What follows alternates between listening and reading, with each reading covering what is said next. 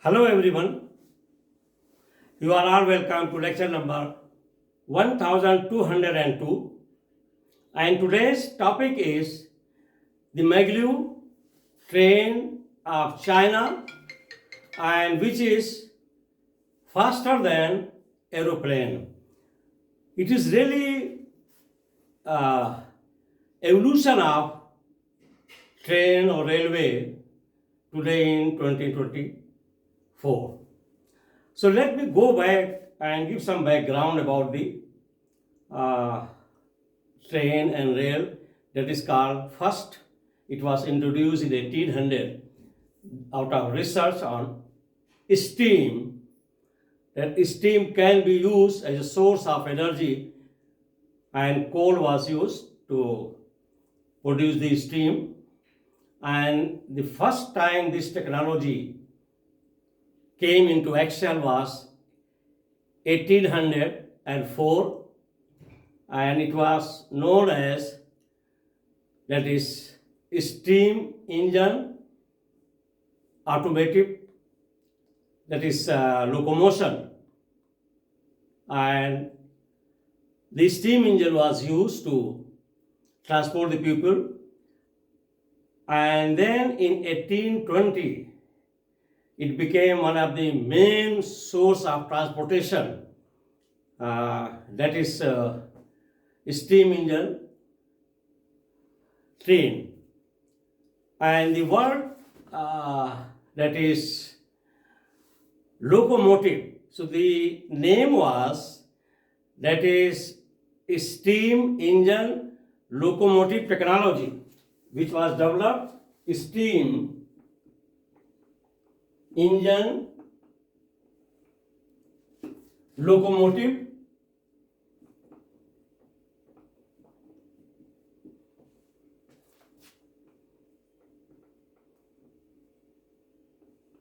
technology was used and we got railway, and we also call it train. And you will be surprised to know that in 2040 there was fast movement and transportation of human beings was mainly train and railway. Railway was developed and that brought trillions of dollars of wealth globally and lot of employment. Even today, the maximum number of employment in Indian government sector goes to railway. So railway is providing lot of employment, and of course the urbanization, shifting of rural population from villages, from bushes to cities started in 1810 when railway came in action. That is technology known as steam engine locomotive technology. Actually, the word locomotive is Latin. Loco means place, motive is motion. So from that place, it is summarized into locomotive, that is engine. And then in 1960s, that steam engine was replaced by diesel engine. So diesel engine was the energy of source, and our train, the railway was mainly based on diesel engines. And then by 2000 we got electric train, and with that electric train again globally there was railway evolution and speed was more than 150. In India, I remember in 90s, Indian Railway introduced two rail. One is called Shatabdi, and that Shatabdi's speed was 160 to 170 kilometer per hour. That was the fastest. And by that time, in other countries, the main countries which are very much depending on railway are China, India, Japan, South Korea, and America. But today, the fastest train networking is in South Korea, followed by Japan. And then third number goes to China, fourth India, and fifth one is USA. But the total networking of railway transportation, first number goes to America, then China, Japan, and India's number is third. And the latest technology today, what evolution has come, it is a breaking news. Last week the news came that now China has developed such type of train which is having a speed more than aeroplane, commercial aeroplane. And aeroplane normal speed is around 8 to 900. And Chinese, they have demonstrated, their engineers, that the speed will be 554 miles per hour. Means it will be around 900 kilometers per hour. Already in Japan, we have up to 620 kilometers per hour. This train in India, we have train that is called bullet train, and its speed is 320 kilometers per hour. So now China has crossed the Japanese new technology, and that new technology which is bringing this speed, very high speed, which is crossing more than 6, 7, 8, 900. And that 900 means it is above the speed of aeroplane. And that technology is called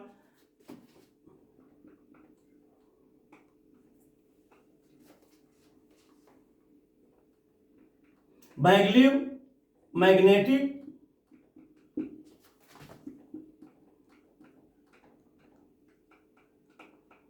it is called Maglev magnetic technology, and they are calling it Maglev trains.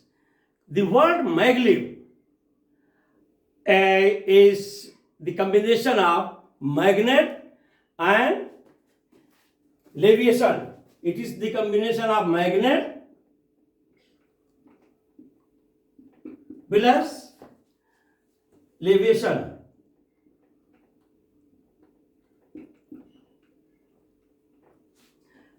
So magnet leviation means swimming or floating. So magnet combined technology which is making the train compartments and bogies that is floating, and it is not touching the ground. So it is frictionless and it is adjusted with the magnetic force. That's why it is called maglev new technology, and the train is called maglev train. And here let me come to this point that really how technology is getting day by day very, very advanced. And I was discussing with my colleagues.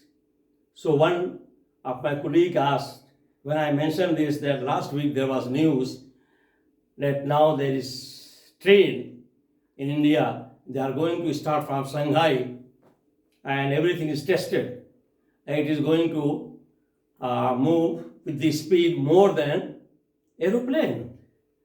So they could not believe. They said, sir, how it is possible? I said that train is frictionless. So they were surprised, and they mentioned that what Chinese are doing. I said, no, Chinese are not doing anything special. I mean, Chinese, they are like us. Only thing is that what Chinese are saying, that they are,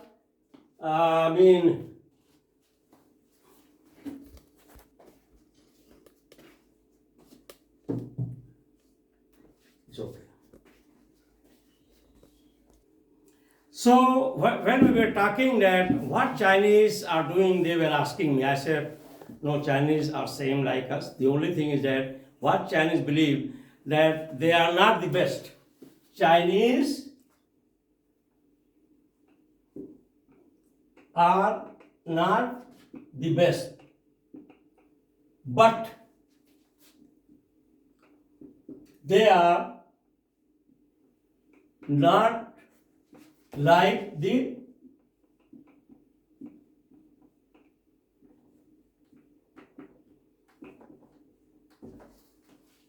this is what Chinese believe. They will say that yeah, they are not the best because other countries they are more advanced, like South Korea, like Japan in Maglev magnetic technology, but they could achieve only up to 300-400, up maximum 600 with Maglev magnetic technology. But China has gone up to 900, 554 mile per hour, which is almost 900 kilometer per hour. Is because they are not the best, but they are not like the rest. Why? Because they believe in, that is, I call it reverse engineering or reverse technology. So what is the meaning of reverse engineering and reverse technology? Means if any new thing is coming anywhere with high tech like this Maglev train technology, railway technology, high tech, ultra modern. So they will get that technology, that material, that drone, that robotic, whatever is coming from any country, they will dismantle it. And part by part, they will understand. And after understanding, they will assemble themselves. That is called reverse engineering and reverse technology. It's very common practice in China. And they spend a lot of time in understanding and learning. They have patience. They don't give up. And for any invention, for any new technology, 3 ingredients are very important. What the Chinese are having. First is, that is demand. You have to create demand. Then second, demand will bring discovery. And then discovery will bring new technology. These three are the ingredient of any growth, either in technology or economic or whatever, science, everything. Unless these 3 ingredients are there, there will not be growth. First, there should be demand. We have to create the demand. After demand, we have to go for discovery, new discoveries. And once you are making new discovery, for example, in steam engine, locomotive, first steam was discovered. And after steam, they found that it can be used as a source of energy. Then they did the research and the discovery made that they can use it. And then they assembled, that is technology. The same thing here. Maglev Train, magnetism. And first they studied the magnet, south, north pole, positive, negative poles, and then attraction, repulsion. With that, they created the force, momentum of the speed. So that is very important. And according to them, there is always opportunity in crisis. Chinese believe there is opportunity in crisis, and only 3 powers are ruling this planet. And the first power, that is energy, fire. Second is economy. And third is intellectual. So if any country is having at least 2 powers, fire power, economic power, is okay, and intellectual power. That's why today America is having all three. They have firepower, lot of sophisticated armament. Their economy is, dollar is floating, swimming everywhere in the market. And third, they have best manpower. All the, Silicon Valley and Google and so many software and Elon Musk, electric car, all is from there. So that is the most important thing. And there, the problem is, you can get new technology and new growth after spending. Unless you spend, demand will not be created. Spending means you give the money to masses. So masses are vibrant, they are active. Once they have the pocket money, they will go and buy so many things. Once their purchasing power is increased, definitely demand will be from manufacturing industries. Why this Maglev Train came? Because Chinese population realized that air is wasting lot of time. And what is the time? For example, I am giving the example of Maiduguri, Nigeria. Once I am planning to go to Abuja or Lagos by air. So first 2 hours before I have to go to airport, then checking, security check, luggage check, so many checking. It will take at least 1 hour. I am sitting in transit lounge. Again, they will announce that maybe aeroplane is late for 20, 30, 40 minutes. Okay. After that, when I am reaching to Abuja, again to come to luggage, it will take at least 40 minutes to 1 hour to get the luggage. So in totality, flight time is only 50 minutes. But total time is taken 4-5 hours. And lot of inconvenience. You will not be comfortable. And it is very, very tiring. But if you go to Maglev Train, nothing. In turn, it is going like a aeroplane, even faster than aeroplane, drop down and go to your house. Nothing like that. So that's why now this ultra speed or super speed of more than aeroplane is going to bring a lot of revolution in whole world. And my understanding is that once it is having full-blown technology and networking globally, the the air travel will be reduced domestically, and sometimes it may go to international because it is floating. So that is the main thing. And here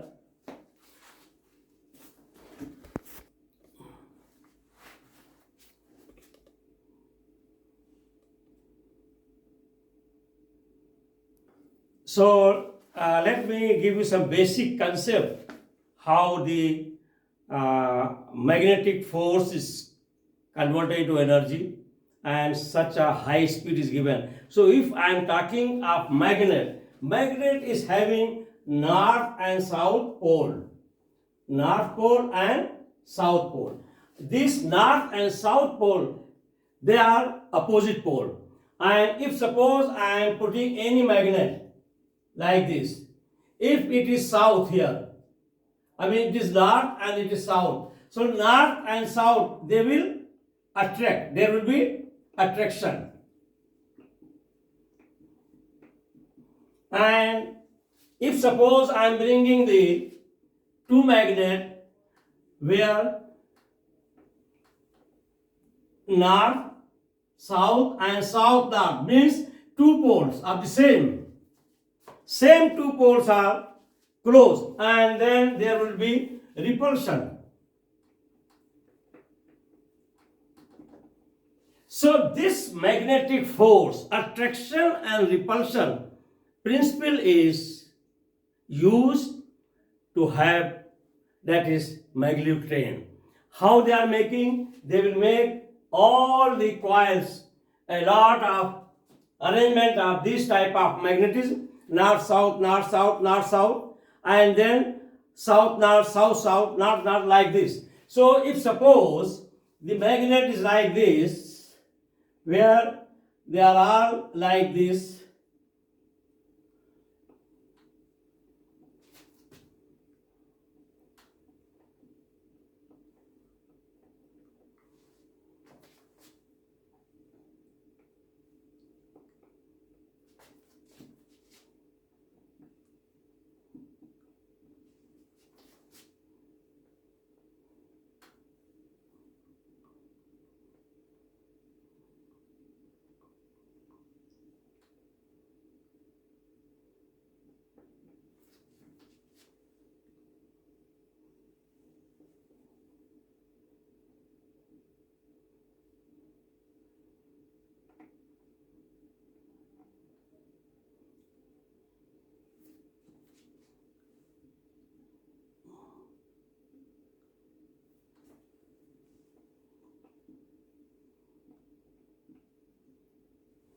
so the magnets are arranged in this fashion, north south, north south, north south, these magnetic plates.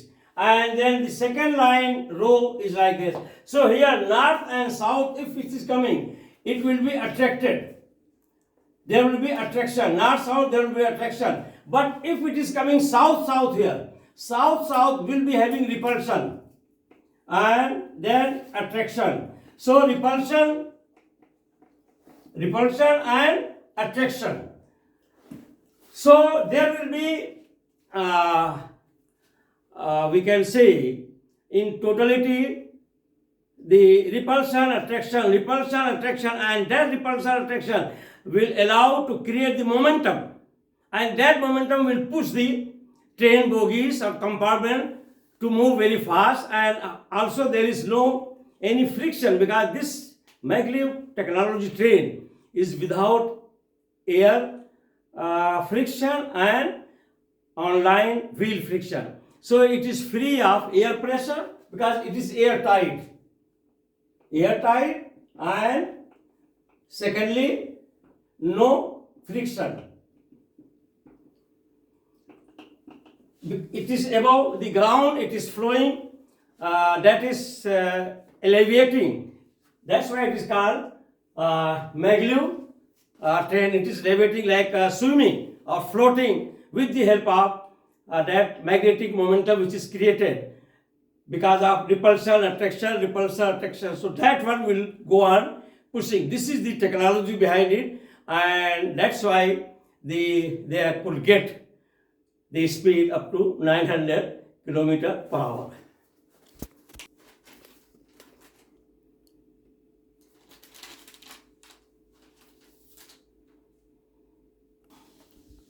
So here I have given what the simple magnetic forces, how they are used, and I have already given you simple explanation. Is opposite pole, north and south, attraction, north, south, the same pole, repulsion, attraction and repulsion, and that is the basic principle. And where leviation, floating, is started with the help of momentum, and that will provide the speed. So here number one, China has completed Maglev train that will be faster than commercial flights, and the average speed of Maglev is 554 km per hour, means it is around 900 km per hour, and that speed is faster than aeroplane.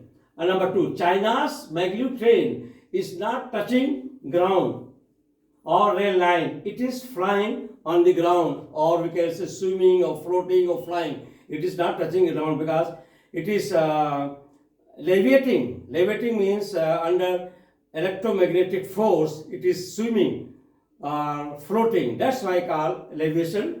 Is not touching ground.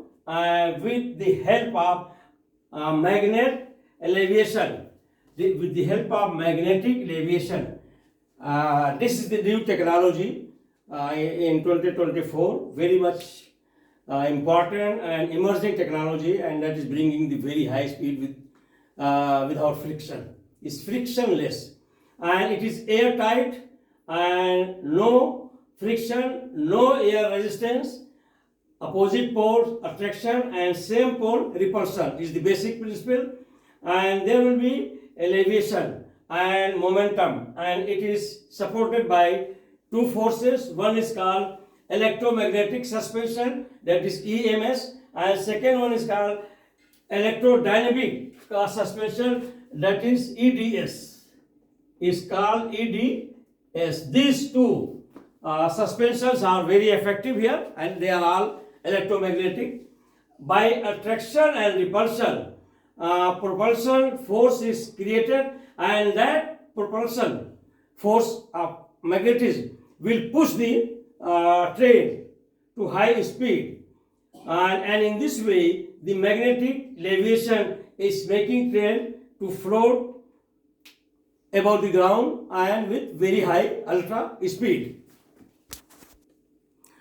So this is the picture of KTX train of South Korea, and this KTX train is having speed more than 300 km, and South Korea are having lot of networking of the trains which are mostly more than 300 km per hour. This is India's bullet train. We call it bullet train, and the speed of this bullet train is 320 km per hour, and you say it is having tip nose, sharp, so that there will not be any air resistance, and this is one of the highest speed in India, that is 320 km per hour. This is Maglev Train of China, and breaking news that it is going to have 554 mile per hour, means around 900 km per hour, and faster than aeroplane, and they have already tested it, and this Maglev train networking is already going on there, and also in Japan also they have started.